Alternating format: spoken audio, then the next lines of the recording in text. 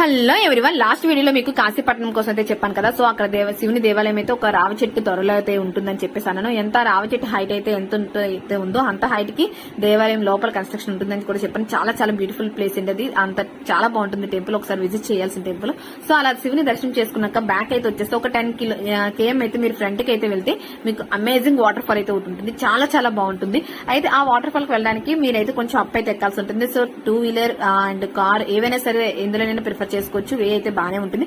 But ఏంటంటే ఎటువైపు water fall ఉంటుందని ఫైండ్ అవుట్ చేయడం కొంచెం కష్టంగా ఉంటుంది. మేమైతే కొంచెం వెనక్కి ముందుకని 2-3 సార్లు తిరిగితే కానీ మాకు ఆ వాటర్ ఫాల్ కనిపించలేదు. సో మీరు పైకి వెళ్తున్నప్పుడు రైట్ హ్యాండ్ సైడ్ అయితే ఆ వాటర్ ఫాల్ వే అయితే ఉంటుంది. ఒక చిన్న ఆరో మార్క్స్ అండ్ చిన్న చిన్న హోల్డింగ్స్ అయితే ఒక బోర్డ్ అయితే ఉంటుంది వాటర్ ఫాల్ వే అని చెప్పేసి.